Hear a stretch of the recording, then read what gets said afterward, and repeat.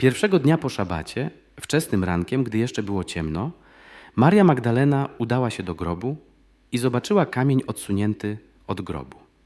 Pobiegła więc i przybyła do Szymona Piotra oraz do drugiego ucznia, którego Jezus kochał, i rzekła do nich: zabrano Pana z grobu i nie wiemy, gdzie go położono. Wyszedł więc Piotr i ów drugi uczeń i szli do grobu. Biegli obydwaj razem, lecz ów drugi uczeń wyprzedził Piotra i przybył pierwszy do grobu. A kiedy się nachylił, zobaczył leżące płótna. Jednakże nie wszedł do środka. Nadszedł potem także Szymon Piotr, idący za nim. Wszedł on do wnętrza grobu i ujrzał leżące płótna oraz chustę, która była na jego głowie, leżącą nie razem z płótnami, ale oddzielnie zwiniętą w jednym miejscu. Wtedy wszedł do wnętrza także i ów drugi uczeń, który przybył pierwszy do grobu. Ujrzał i uwierzył. Dotąd bowiem nie rozumieli jeszcze pisma, które mówi, że on ma powstać z martwych. Uczniowie, wchodząc do ciemnego grobu, zobaczyli coś, co ich przekonało o zmartwychwstaniu. Sam widok pustego grobu to za mało, by przekonać się o pokonaniu śmierci. Musieli zobaczyć coś wyjątkowego.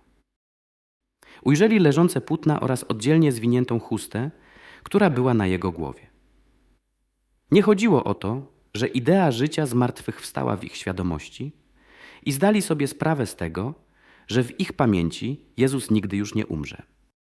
Ani o to, że Jezus przetrwał letarg, ani o jakiś sprzeczny z zasadami logiki etap reinkarnacji.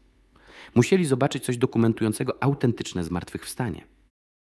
Przypomnijmy, że Łazarz po wskrzeszeniu nie mógł się uwolnić od tkanin, którymi był szczelnie obwiązany i które go krępowały. Potrzebował pomocy świadków wskrzeszenia. Jezus nie przebudził się z powodu zimna albo z powodu silnej struktury organizmu. Po śmierci Jezusa Nikodem przyniósł 100 funtów wonności, mieszaniny aloesu i mirry. Ówczesny 1 funt to około 325 gramów miary współczesnej. Każdy zwój był posypany sproszkowanymi wonnościami.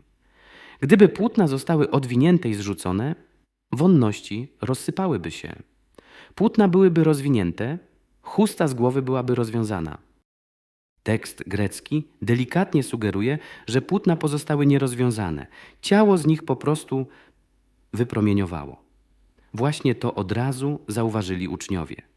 Ciało znikło, nie naruszając szczelnie i dokładnie zawiniętych płócien. Uczniowie zobaczyli też syndarion, chustę zwiniętą, co można zrozumieć, że zachowała kształt głowy, pozostając jakby pustym opakowaniem. To musiało zrobić na nich ogromne wrażenie. Było to tak jednoznaczne, że nie analizowali znaleziska, tylko po prostu uwierzyli. Wszystko, co zastali, wskazywało na cud. Mamy więc autentyczną relację z tamtego wydarzenia, która przemawia do nas i do naszej wiary w zmartwychwstanie Jezusa Chrystusa.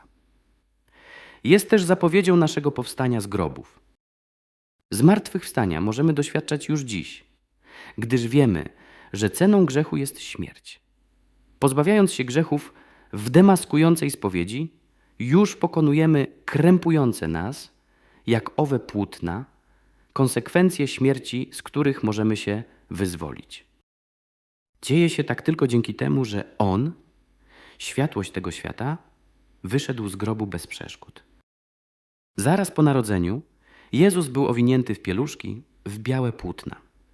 Zapewne tak ściśle przylegające do ciała, że dziecko było nieruchome. Porównanie wydaje się niestosowne, ale w rzeczywistości jest pomostem do nowych refleksji. Śmierć dzięki Chrystusowi stała się nowymi narodzinami. Życie będzie przebiegać dalej. Ważne jest tylko, gdzie się znajdziemy po otworzeniu się trumiennych drzwi. Kluczem do nieba jest wyznanie grzechów. Kluczem do piekła zachowanie ich dla siebie. Osobom, które wsparły kanał, wysyłam dodatkowy komentarz w formie pliku MP3 oraz niepublicznego filmu, który mogą oglądać oraz udostępniać wszystkie osoby, które mają do niego link.